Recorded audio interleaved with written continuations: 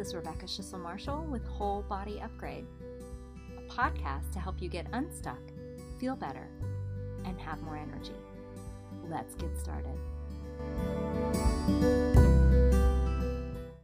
Hello, episode 46. It's not about perfection. So I want to begin by welcoming in the directions. I welcome in the great spirit of the East, the spirit of the South, the spirit of the West, and the spirit of the North. I welcome in the direction that is above and below, and the direction that is within. I welcome in all the helping, compassionate spirit guides that are here to guide us so that what needs to be said will be said, what needs to be heard will be heard. And I ask all of our ancestors that have lived well and died well to support us in our day-to-day activities of life. And I want to acknowledge that I'm on the land of the Creek in the Cherokee in what is now Athens, Georgia. Hello, dear ones. I am so grateful, as usual, to be here with you today. I have been working on, oh my goodness, I've been working on my training program that teaches the centered wellness framework to coaches who want to help their clients accelerate their progress and use a more holistic approach rather than just using thought work or accountability. It's really a deeper practice and process. And really, it's been the focus of my last few months, developing this curriculum and speaking with coaches and just getting the word out about this particular framework. And it's finally going to be offered in July of this year. So if you are a coach who would like to apply the Centered Wellness Framework with your clients, or you know someone who might, I'll put the link in the show notes so that you can be on the first to know list, because that is coming up soon. It's barreling forward.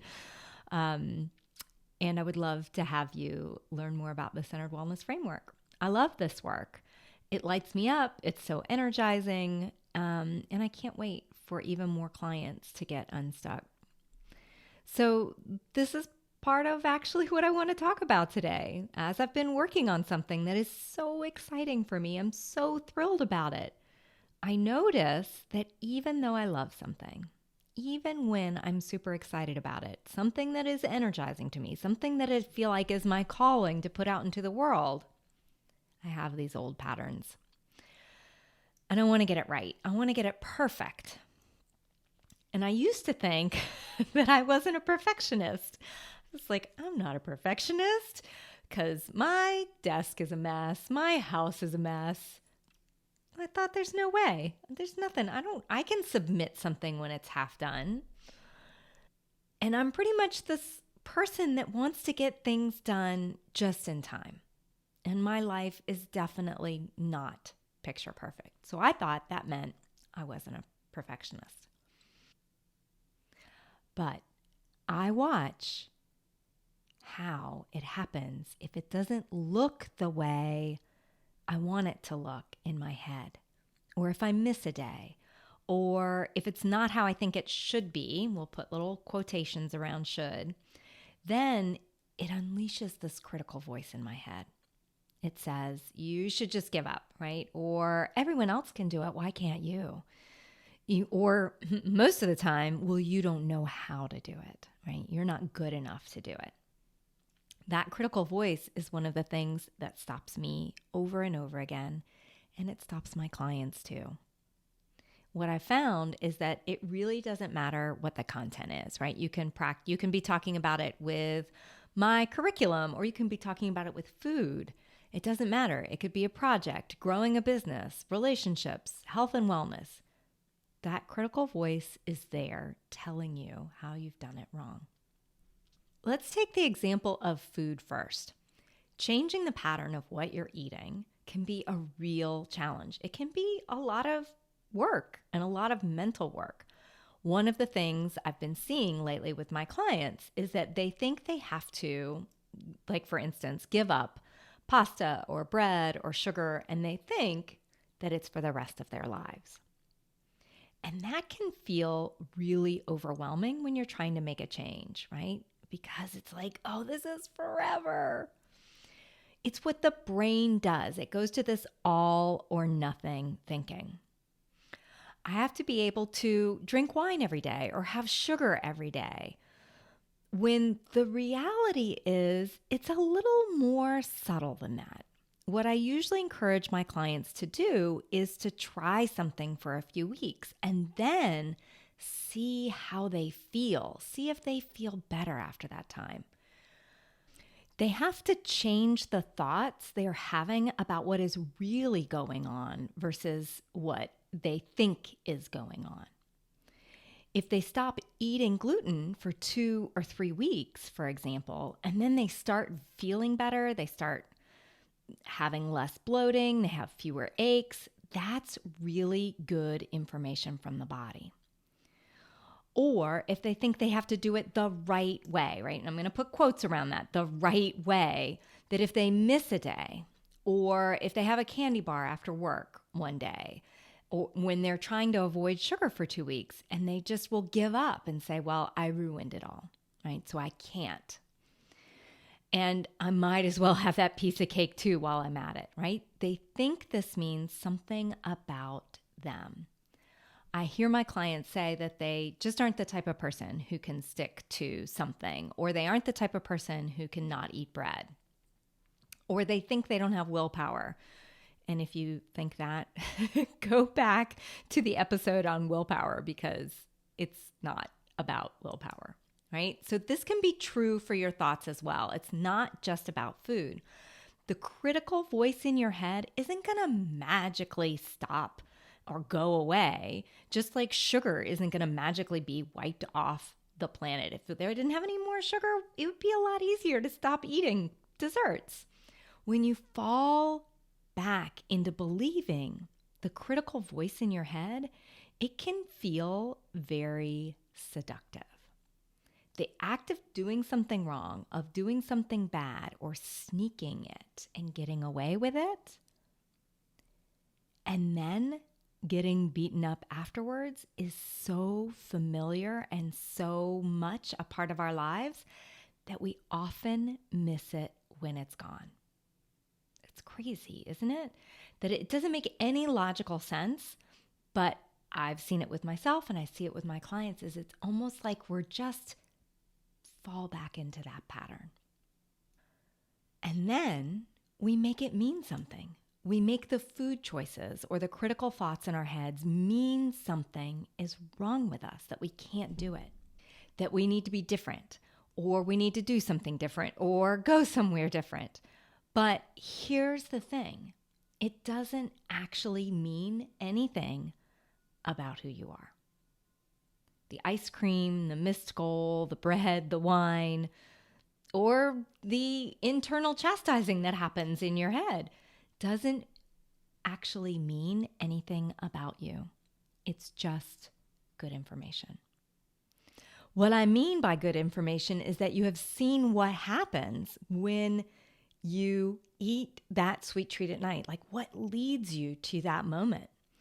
Maybe it's a stressful thought. Maybe it's a bad day, right? This is really important to see what happens. You're tired. Your son didn't do his homework. He didn't call you. The client didn't sign up. Those are pieces that can happen. And then subtly, usually very subtly, the voice starts in with criticism. I always do this, putting this little thing up by my hand, right? See, you can't do anything right. You're a bad partner. You never blah, blah, blah, blah, blah, blah, blah, right? That little voice. So you've reached for the thing, right? The sugar, the wine, the Netflix, whatever it is, so you don't feel those emotions. This is actually good news. It doesn't seem like it, but it is, because now you've seen the pattern that leads you to that thing, whatever that thing is that you're trying not to do anymore. So here's the key to this. When you have this information, when you see the pattern of the doing and the not doing, The critical voice in your head and when that comes in and what it says and how it talks you into eating the dessert and then beats you up for eating the dessert. This is huge. This is such a big part of it. When you see it, then you can bring even more awareness to the situation. You can start paying attention so that you can make choices on purpose, right? So it isn't about getting it perfect. It's about seeing it so you can make choices on purpose. Do I want to drink the wine tonight? Do I want to make that choice? You get information, right? Of when you drink the wine or you eat the dessert or whatever it is, how do you feel afterwards? How do you feel in your body?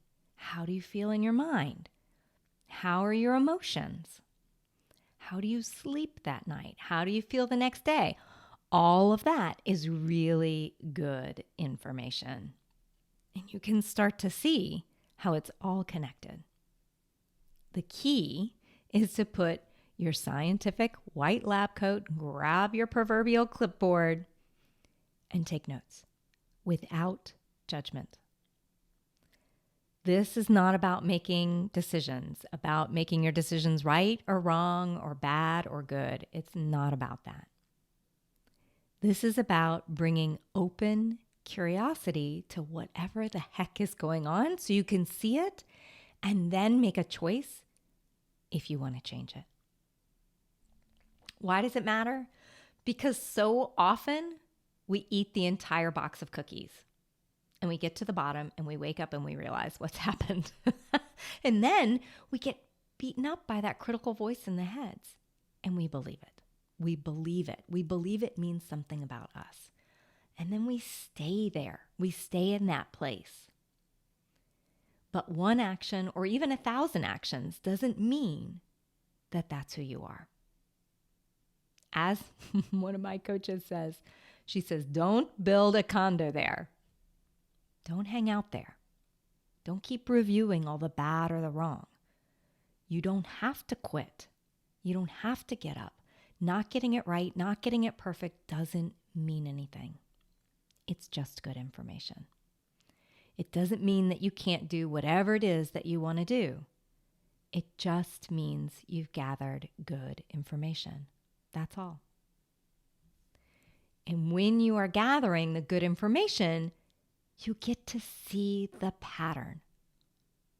When you've seen the pattern enough, there comes a point where you just aren't willing to do it anymore. Just not willing to eat the ice cream when you've made the commitment to not eat ice cream. Or let your business be second. Or let the critical voices in your head beat you up for whatever it is that you love. You just reach the point where it's no longer acceptable for you to live that way. It's not about perfection. It's just about gathering information. And that's why I'm here. If you've reached that point where you want support, where you just can't anymore, reach out to me. In the show notes, I'll put a link to schedule a free chat with me to see if working together would be a good fit. Okay, my friends, I hope you can see how it's not about perfectionism. It's not about getting it right in life. It's all about gathering good information. Okay, I'll talk to you next time. Take good care of yourself.